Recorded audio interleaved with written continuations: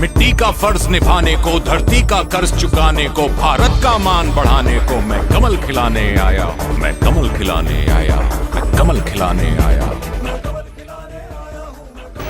कांग्रेस के जो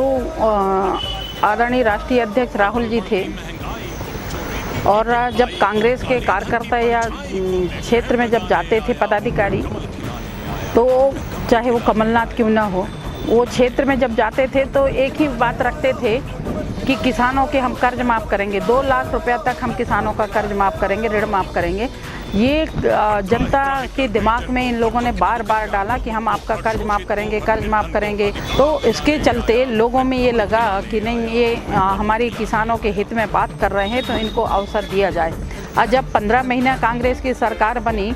तो हम और हमारे किसान ने देखा कि हमारे किसानों का तो कर्ज ही माफ़ नहीं हुआ। इनका तो एक झूठी घोषणाएं लगातार होती रही। चाहे वो पंजाब की बात करें तो उन्होंने कहा कि नहीं हम कर्ज माफ़ करेंगे, कर्नाटक में चुनाव हुए तो उन्होंने कहा कि हम कर्ज माफ़ करेंगे, मध्य प्रदेश में जब चुनाव होने लगे तो कहा कि हम 10 दिन के अंदर कर्ज माफ़ करेंगे, पर हुआ कुछ नहीं। मिट्टी का फर्ज निभाने को, तो जिस तरीके से कोरोना काल में कोविड-19 में जो भारतीय जनता पार्टी की सरकार, चाहे वो माननीय प्रधानमंत्री नरेंद्र मोदी जी हों या माननीय शिवराज सिंह चौहान मुख्यमंत्री हों या हमारे सम्माननीय गृह मंत्री अमित शाह जी हों, लगातार उनके मार्गदर्शन पे हमारे कार्यकर्ता हर बूथ में जा करके बहुत अच्छा काम किया, सेवा कार्य किए। चाहे हमारे जिला अध्यक्ष आदरणीय भीषम जी हों, पूरी टीम के साथ जिस तरीके से उन्होंने काम किया वाकई में सराहनीय है। और हम 80 करोड़ लोगों के बीच में डायरेक्ट जाकर के और सेवा का कार्य किए, उनको भोजन खिलाने का काम किया, उनको मोदी पैकेट पहुंचाने का काम किए। ये ऐतिहासिक काम है और मैं मानती हूं कि ये सिर्फ भारतीय जनता पार्टी के कार्यकर्ता ही ये काम को कर सकते हैं। और उसमें बहुत अच्छा मैसेज गया है, बहुत अच्छा वातावरण बना है कि नहीं, ये काम बहुत अच्छे किए हैं भारतीय जनता पार्टी के कार्यकाल में और भारतीय जनता पार्टी के कार्यकर्ताओं ने।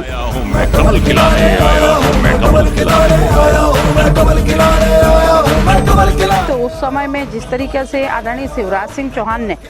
जब मुख्यमंत्री कार्यकाल में उन्होंने आम जनता के लिए योजना बनाई,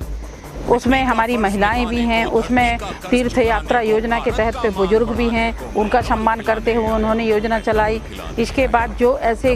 गरीब कन्या हैं, उनके परिवार वाले उनके हाथ पीले करने में असमर्थ रहते थे, तो ऐसी स्थिति में माननीय शिवराज सिंह चौहान ने उनकी भावनाओं को ध्यान में रखा और मुख्यमंत्री कन्यादान योजना उन्होंने शुभारंभ किया।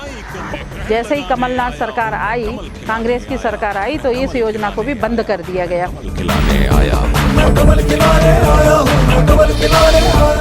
जिस तरीके से ज्योतिरादित्य सिंधिया का काम करने की एक शैली है कि गरीबों के बीच में जाना, गरीबों के क्षेत्र का विकास करना, गरीबों के हित में बात करना,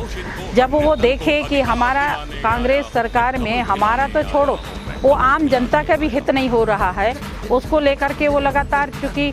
क्षेत्र में जब कोई भी जनप्रतिनिधि जाते हैं या नेता रहते हैं तो क्षेत्र के विकास की बात करते हैं, और जब वो क्षेत्र में जाकर के लोगों के बीच में खड़े हुए और उनका काम नहीं हुआ तो बार बार मुख्यमंत्री जी को अवगत कराते थे, तत्कालीन मुख्यमंत्री कमलनाथ जी को। जब वो देखे कि हमारी सरकार है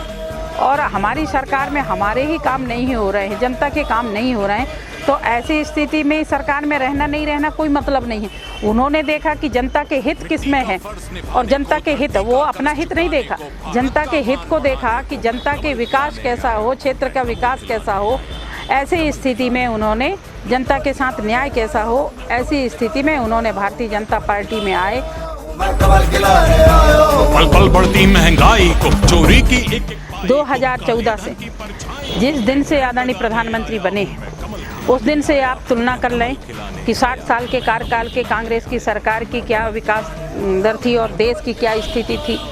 आज हम अपने इन कम समय में 6-7 साल में आज जब भारतीय जनता पार्टी की सरकार आदरणीय नरेंद्र मोदी जी की सरकार बनी है, तब की भारत देख लें तो पहले की ओल्ड इंडिया और अभी के वर्तमान में न्यू इंडिया, हम जिस तरीक़े से नाम दिए कि न्यू इंडिया हम स्थापित करेंगे, वो हम न्यू इंडिया आज हम भारत में देख रहे हैं आदरणीय प्रधानमंत्री जी के नेतृत्व में। जिस तरीके से जब माननीय प्रधानमंत्री जी चुनाव लड़ रहे थे तो उस समय में भारतीय जनता पार्टी के घोषणा पत्र में ये दिए थे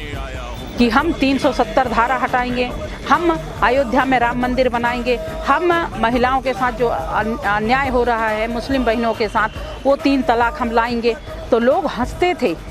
लोगों को ये लगता था कि 200 साल भी यदि मोदी जी जन्म लें तो भी ये काम नहीं हो सकता। ये लोगों कांग्रेस के लोग हंसते थे, किंतु हमारे पूरे देश को पूरा विश्वास था